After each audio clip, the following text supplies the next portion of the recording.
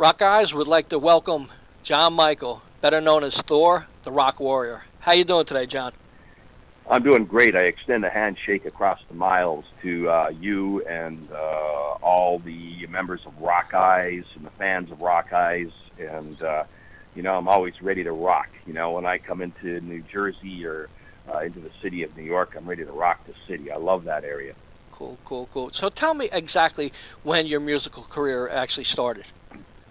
Oh, boy, it was a long ways because I was really into sports and bodybuilding, and also I guess you could say my musical career started when I started playing accordion, and I started going on stage at school for talent contests, and I would play with my accordion songs like the William Tell Overture, which astounded the crowd, and then I'd break into songs like an Al Jolson song, Swanee.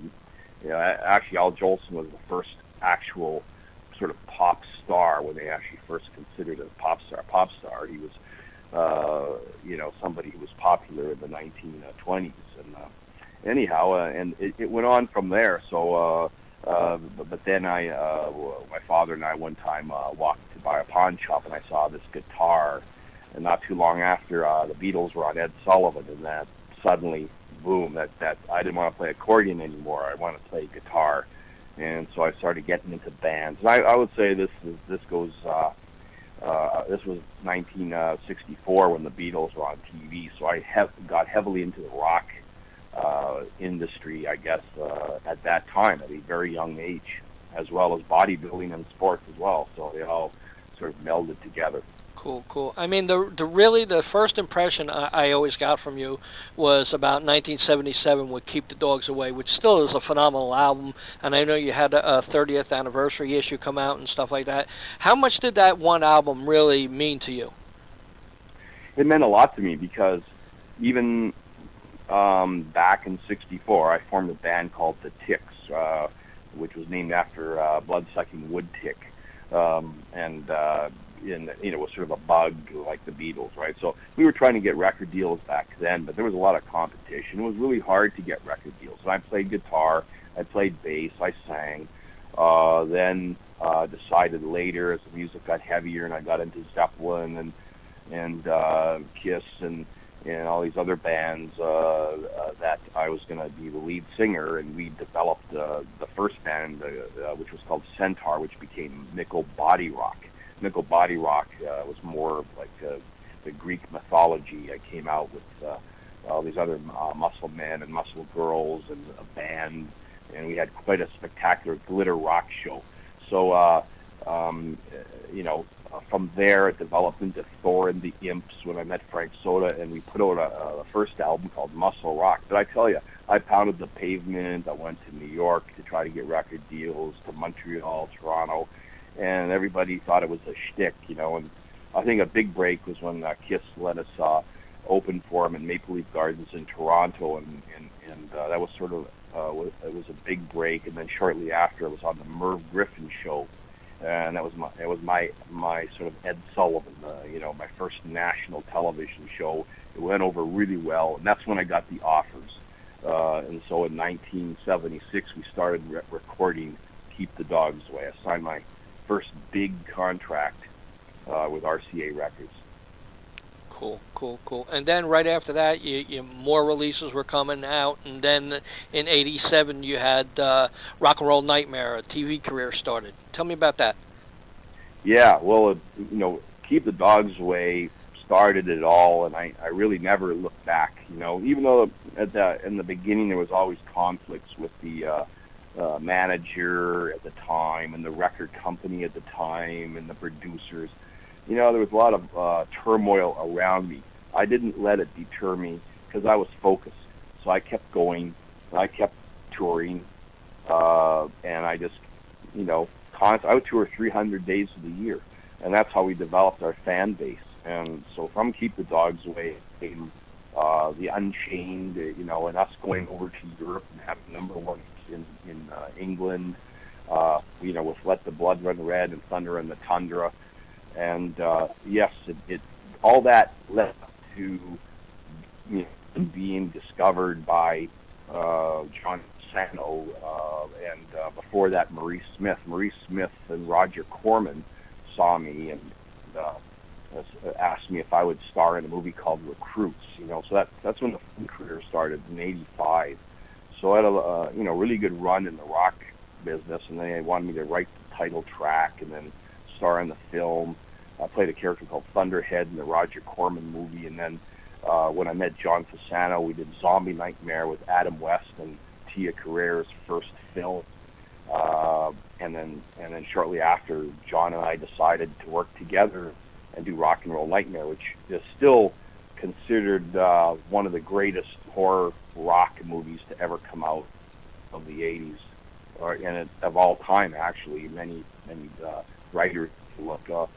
If you Google RocknRoll Nightmare, it's all over the place, and a lot of reviews on it. Cool, Whether cool. you hate it or you like it, somehow, and it wins people over. Right, right. How is like the touring now? Back, when I was hanging with you and stuff like that at Greg Gildersleeve's, the show place, stuff like that in the '80s and stuff. And a couple years ago, I saw you at Maxwell's over in Hoboken, New Jersey. Yes. How much different is it touring from back in the day to now? Well, Thor has grown quite a bit, and right now I use technology to its max. Remember that I've been out there for around 40 years, right, of rock, so I'm like a fine wine, right. I think I get better with the age, right? So, right. The time I met you, we were playing like 50 cities a year. I signed a contract with Smogvale Records. I think at that time there was an album I put out, Thor Against the World. After that was Devastation and Musculation. And then they got more into doing download albums. So we started putting out some like the greatest hits 1, 2, and 3, and then I brought back the Thor and the Imps album, and a lot of these are on iTunes. If you look on iTunes, we're just loaded up with albums that are download only, and I'm in the digital age. So I mean, we still put out CDs. In fact, next week I have a new release on A389 Records out of Baltimore called Thor's Teeth. It's a very special project, and it's going to be released on vinyl only. Next week. And but as far as the touring goes, like I said, I met you. I was doing 50 cities a year. The year after, about the same. And then I decided that I'm going to do select shows. Only select shows that pay very well, and that I can have it shot or filmed, and then I can go on YouTube as well. Right. So I signed some pretty major deals to play the Sweden Rock Festival, which I did in 2009. I played the Muscle Rock Festival, also in Sweden, the Sauna Open Air Festival. Motley Crue was on that bill, and of course the Sweden Rock Festival. You had Twisted Sister, Dio, before he passed away. I was able to at least talk with him again because we're old pals from years back. And so I've done all over the world select shows that are big shows, right? And that's what I do now. I will do only shows. Maybe it's not as many shows. I will do only maybe 5 shows a year at the most, 6 shows a year that are either at big festivals or a big event, private shows for big corporations that can film and shot. And right now, hey, I'm on tour as we are speaking right now, because with technology, you put up some shows from Boston, from Sweden, from Germany, from England, and they're all on YouTube, and everybody gets to see it all over the world. If they want to hook in and watch a concert or a clip of a concert. So I let technology do the touring for me these days, most of the time. Right. How has your life changed, from back in the day to now? Well, I never looked back. It's been an unbelievable ride, just tremendous. It's just it's opened all kinds of doors for me. At one time, I wanted to be a professional athlete, and because of being Thor, I was able to get in with the NHL and Major League Hockey because I owned the Vancouver Millionaires, which was Vancouver's first Stanley Cup champions or world champions that they ever had, and then that developed into manufacturing brand. And right now, I have my own sportswear company where VintageLeagues.com, where we are manufacturing and promoting all kinds of unique sportswear, really high quality stuff. I'm involved with the BC Sports Hall of Fame, and I'll be we'll have a big presence at the Hockey Day in Canada on CBC Network coming up. So I mean, it's just grown in leaps and bounds. So I've become, because of Thor and because of my rock career, and it's up to the individual where you want to take this. I've become a film actor, a recording artist. I write soundtracks, a producer, writer, screenwriter. I'm working on a book right now, so an author. A historian. On and on. So you can take your career where you want to take it. Right? It's up to the individual. If you just want to stay in rock and maybe die in your 20s like Jim Morrison, well, so be it. That's what you want to do. You want to burn the candle out, because you're burning it at both ends. Well, that's up to the individual. I never did that. I was a businessman, and yeah, there's a lot of ups and downs in the music industry, but you take it where you want to take it. Cool.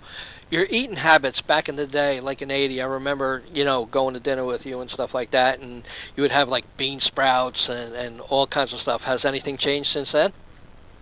I'm not a complete vegetarian, although I have a tremendous, I would say, diet, right? High protein, vegetables, a lot of vegetables and protein, chicken. I enjoy my food, but it's very healthy, and I take a lot of vitamins to keep everything going. So at my age, I can run with the best of them. I was at the park the other day and racing with a guy who was 19, an athlete, and beat him in a race. It's like I'm in tremendous shape. I can leap. When I was in Finland at the concert, I surprised myself by doing some karate kicks, because I know some martial arts, and I was able to do some kicks pretty high up in the air on stage. Cool. So what can we look for the future in John Mikl Thor? Right now, I'm involved in so many things. I watch for my line of clothing. Vintage Leagues clothing. I'm very proud of it. The Winged Wheelers, also the Ride of the Chariots. The Tigers. Catch a Tiger. There's I've got various clothing that's named at or represents maybe a song, right? Like hockey jerseys, T-shirts, hoodies. So I'm very much into that. More movies. I just last year released Thor the Rockeyez, which did very well. Right now they're finishing off. They're in post-production for a bio that Viv Rock has been working on. They've been following me for 10 years, touring around, and I think that's going to be very exciting. This is like a bio, much different than the Anvil bio. It's the Anvil story. It's just a totally different type of bio, right? It's 'cause it's so in depth and so many crazy things went on, even crazier than the Anvil one. So I think it's going to be very entertaining, and of course the book, right? The book is the tell-all book, and there's going to be a big announcement on that. And watch out for the vinyl album coming out, Thor's Teeth, which was a special project, and it'll be out on A389 Records. Cool. I mean, I had a great time with you, back in the day, doing so many things, day after day, going to dinner, watching your shows and stuff like that. Would you like to say anything to your fans that are out there right now? Yeah, all I can say is it's because of the fans out there that Thor continues to this day. Uh, I've gone through years and have watched technology change in recording, and everything from coming out with just vinyl to go to CD, and now the downloads, back to vinyl again. uh, it's expanded as my career has expanded, and gotten bigger, and more successful. It's got, because of the social network as well. We've been able to reach out to fans all over the world. We have fans in South America, fans in Russia, fans in Czechoslovakia, Hungary. I mean, it's Germany. It's amazing. It's amazing all the different correspondence we get. So I just want to thank all the fans, the fans from the past who've kept with me, and the new generation as well. I owe a debt of gratitude, and the sky's the limit. I got more energy than ever. I'm excited about all of the future of what Thor will bring. We're working on new songs, so we're productive, and it's an exciting time. It's a very, very exciting time. Great. Well, thanks very much for the conversation, and I look back in the past and the future. Thanks a lot, John. Yeah, thank you very much. It's great to talk to you again, and I hope to see you when you come to New York. I definitely will. Bye-bye. All right, man.